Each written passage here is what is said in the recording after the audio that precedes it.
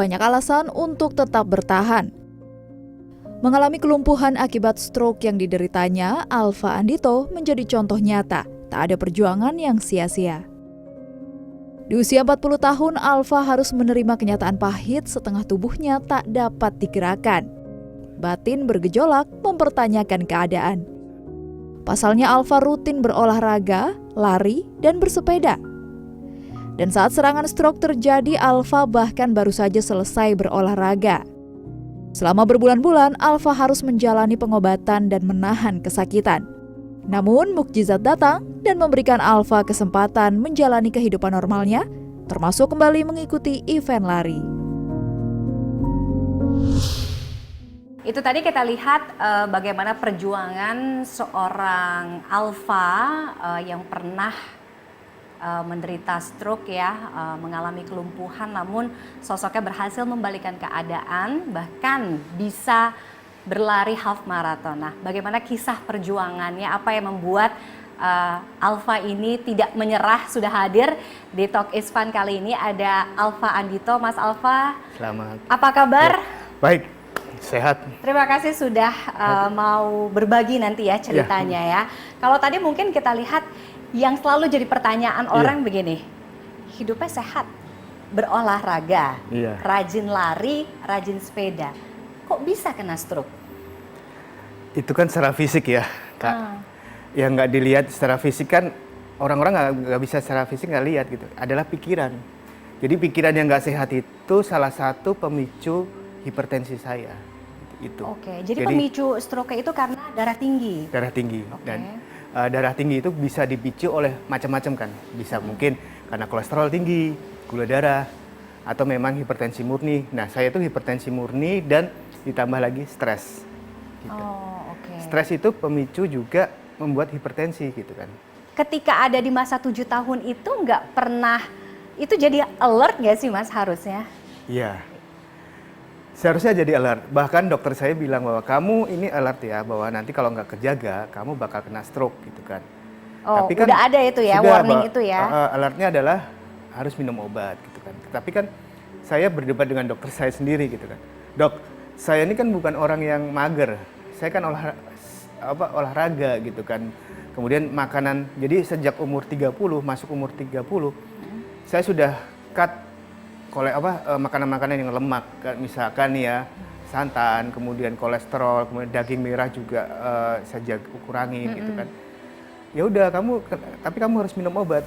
Enggak lah dok, gitu kan. Tetap saya kadang-kadang denial gitu kan. Itu kesalahan saya adalah terlalu sombong gitu kan. Jadi ternyata obat sekecil itu ternyata itu sebetulnya yang seharusnya bisa mencegah saya dari serangan stroke. Oke, jadi sama sekali satu kali pun tidak pernah minum obat? Ya, sesekali kalau inget sih, Kak. Jadi misalkan tapi itu bisa dihitung ya? Bisa dihitung karena kan misalkan saya konsultasi gitu kan, pasti kan dibawain obat gitu. Ya udah sehari, 2 hari, 3 hari masih minum, habis itu lupa, ntar kalau inget minum gitu kan. Oke. 2020 akhirnya diberikan ujian sama Tuhan, stroke? Iya, bukan ujian sih Kak sebetulnya. Apa itu? Tuhan lagi bermain sama saya gitu kan. Lagi bermain aja sama saya. Bisa diceritain Mas, ketika awal pertama kena stroke, gimana kejadiannya? Jadi itu kan, saya kena stroke itu kan pas awal pandemi COVID kan. Pasti Kak Tiffany juga ingat kan, itu kan 2020 kan awal pandemi COVID. Saya waktu itu WFH, kemudian ya udah saya olahraga dulu, olahraga lari lah, 3 kilo gitu kan. Sampai olahraga, habis olahraga saya sampai rumah, saya senam Tabata. Satu senam yang membuat heart rate-nya tuh tinggi kan, Kak. Itu biasa dilakukan memang? Iya, biasa saya lakukan. Emang biasa, oke. Tapi kemudian tiba-tiba saya merasakan pusing gitu kan. Pusing terus. Sebelumnya sama sekali nggak pernah? Enggak, ini kayak pusingnya aneh gitu. Kemudian kayak vertigo itu kan melihat satu benda kan berbayang-bayang gitu kan. Loh, ini kenapa gitu kan. Tetapi saya sadar bahwa ini agak sesuatu hal yang nggak benar gitu kan. Kemudian saya segera nyender ke tembok, itu pelan saya ngelangkah satu ke tembok, ke dinding dekat pintu rumah. Kemudian saya nyender, terus saya ke bawah gitu kan. Karena Saya sadar bahwa saya segera nyender ke tembok, kemudian duduk di bawah supaya saya nggak jatuh. Ini pasti lama-kelamaan saya pasti akan sempoyongan kemudian jatuh gitu. Saya turun ke bawah, nggak nyampe 5 menit, saya mau pindah. Ini udah nggak bisa digerakin. Kiri. Jadi tangan, kaki itu udah nggak bisa digerakin. Nah, itu pagi hari sekitar jam 8 jam 8 pagi, dan itu sampai jam 9 malam istri saya baru pulang. Oh, jadi nggak ada orang di rumah Nggak waktu ada, itu? karena saya mau teriak. Ya di rumah memang nggak ada orang kan. Saya mau teriak buat tetangga supaya tahu, nggak bisa Kak, karena mulut saya udah perot gini, dan saya nggak bisa teriak. Itu udah nggak bisa. Ya udah, yang hanya bisa saya lakukan hanya doa. Bergerak doa. sesenti pun juga nggak bisa ya? Pada akhirnya saya gerakin pakai kanan kan, saya masih kuat kan, masih bisa. Saya segera masuk ke dalam rumah, tutup, kemudian saya ngambil kayak keset, saya taruh buat bantal gitu kan. Dan itu sampai malam, sampai istri saya pulang. Banyak pertanyaan, "Fa, kamu kenapa nggak teriak kayak Tifa?" Iya. Saya nggak bisa. Kemudian, "Kenapa kamu nggak telepon?" "Ya telepon gimana, orang handphone di sini saya nggak bisa ngambil. Ini kan numpuk. Saya mau ngambil di sini udah nggak bisa." Kemudian itu sampai malam, yang "Kamu nggak ngerasa haus?" "Ya haus." Tapi yang saya lakukan hanya doa dan doa. Tuhan selamatkan saya, Tuhan selamatkan saya.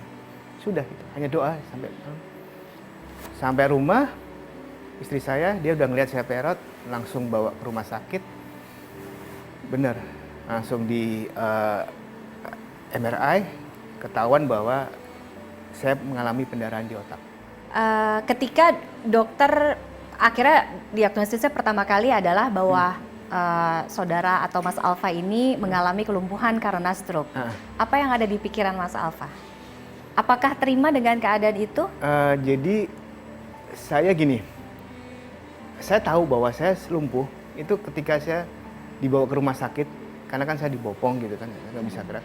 Saya sadar. Kemudian saya masuk rumah sakit, di ICU pun saya sadar bahwa saya di ICU ya gitu kan, 3 minggu Kak Tif. Kemudian 3 minggu di ICU? 3 minggu di ICU gitu kan. Memang kalau bukan jalan Tuhan, memang mungkin kita nggak bisa ketemu sekarang, nggak bisa sharing seperti ini kan. Kemudian jadi waktu dibawa dari ICU ke ruangan biasa, itu suster bilang, "Yo Pak Alfa, kita pindah ke ruangan biasa pakai kursi roda." Saya bilang sama istri saya, kan saya kalau panggil istri saya namanya Gembul kan, "Bul, kok pakai kursi roda? Emang aku mau jalan aja, capek selama 3 minggu ini kan di tempat tidur." "Enggak, nggak apa-apa, pakai kursi roda aja." "Emang saya nggak bisa jalan ya, Bul? Kok pakai kursi roda?" Istri saya jawabannya apa coba? Dia dengan afirmasi positif bilang bahwa, "Kamu bukannya nggak bisa jalan, tetapi kamu belum bisa jalan." Jadi kalau kata belum, berarti kamu nanti belajar, nanti kamu akan bisa jalan lagi. Jadi itu kalimat-kalimat awal pemulihan saya adalah afirmasi positif dari istri saya. Berapa bulan Mas masa penyembuhan setelah keluar dari rumah sakit sampai akhirnya bisa normal lagi kondisinya gitu? Nah, kalau Kak Tif nih, mesti kan pernah ketemu dengan penyintas stroke juga. Nah, kira-kira kalau Kak Tif nilai saya kira-kira berapa lama nih? Nebak aja. Kan tadi belum ada clue apa-apa loh ya. Tadi kita 3-4 tahun? Enggak, Kak Tif. Itu terlalu lama. Saya dapat mujizat dari Tuhan. 3 bulan dari saya masuk kena serangan ya, masuk rumah sakit, itu 3 bulan saya bisa lepas dari kursi roda dan bisa jalan. Di perjalanan itu mungkin kita bilang relatif lebih singkat dibandingkan dengan penyintas stroke mungkin lainnya ya, dan itu adalah mujizat untuk Mas Alfa dan keluarga. Tapi dalam perjalanan itu pernah tidak merasa saya menyerah, saya sudah tidak punya harapan, sudah kehilangan harapan, pernah ada di titik terendah itu? Enggak sih, karena saya ngelihat orang-orang yang support system saya sih, istri saya, bapak ibu saya gitu. mereka nggak pantang menyerah gitu kan. Bangun pagi-pagi ketika saya pengen buang air gitu-gitu, kemudian mereka selalu standby gitu kan. Jadi buat apa saya menyerah? Orang support system saya juga nggak menyerah, teman-teman saya juga nggak menyerah, ngebantu saya. Jadi saya nggak mau. Pokoknya semangat saya adalah satu, saya harus tidak boleh membuat orang-orang sekitar saya itu lebih lebih repot. Mas Alfa kembali berolahraga. Iya. Itu berapa lama setelah sembuh kemudian memutuskan oke, saya mau kembali lari, saya mau kembali olahraga? Oke, itu 2020 kan saya udah bisa jalan ya. Kemudian teman-teman saya dari komunitas, saya ada di komunitas JB Playon itu adalah, ayo Mas, kamu bisa lari lagi. Caranya gimana? Ya udah, jalan kaki aja, jalan kaki dulu. 1 kilo, 2 kilo, 3 kilo, kalau udah 5 kilo nanti jalan cepat. Kemudian di tahun 2021 saya comeback 5K saya di Solo. Selang setahun langsung Iya. 5K? 5K. Oke. 5K di 2022, 2022 maaf, 2022, kemudian 2022, kemudian di tahun 2023 saya comeback di 10K saya. 10K pertama kali di Borobudur Marathon. Kemudian 2025 tahun ini saya comeback di half marathon di Jakarta International Marathon. Luar biasa semangatnya ya. Iya. Dari apa yang Mas Alfa lalui, apa pelajaran paling besar yang bisa diambil gitu? Kalau stres karena kita kerja ya Mas, kita tinggal di Jakarta. Ini Iya. stres ya cuma stres kerjaan. Di sini muka-muka stres semua soalnya kayaknya. Ya kan, hidupnya nggak mungkin jauh dari stres kan. Ada stres karena kerjaan, stres di perjalanan, kemacetan. betul. Itu banyak lah penyumbang stres itu gitu. Itu kan tidak bisa dihindari gitu. Gimana? Kalau masalah stres saya punya apa ya? Punya kunci sih. Adalah kita pilih dulu, kita selesaiin satu-satu.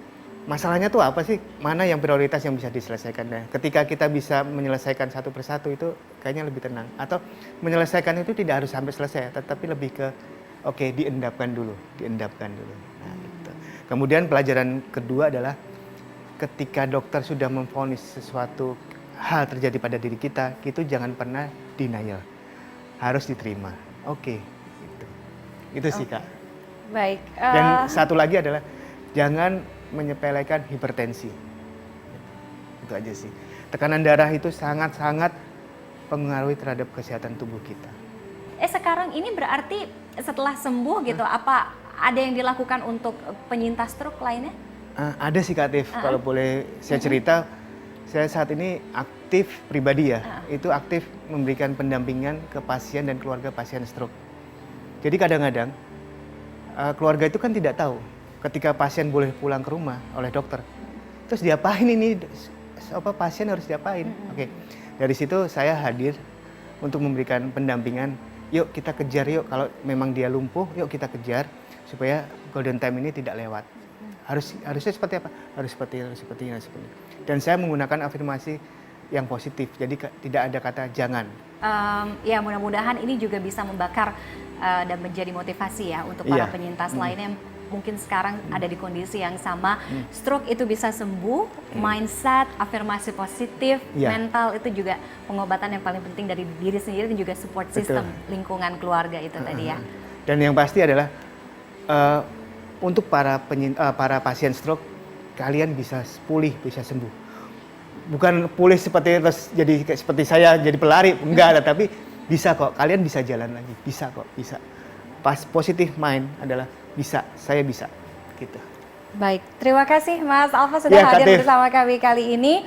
Dan usai jeda, saya masih kedatangan juga penyintas lain ya, satu sosok yang berjuang, berhasil membalikan keadaan seorang survival cancer atau kanker. Bagaimana kisah cerita beliau setelah yang satu ini? Tetaplah bersama kami di Talk is Fun. Di situlah aku merasa kayak, kok hidup aku langsung kayak begini. Jadi dulu tuh nggak gitu ngerti kankernya. Jadi nggak tahu seberapa bahaya kankernya, tapi aku tahu ini penyakit yang sangat serius karena membuat aku nggak bisa ngapa-ngapain.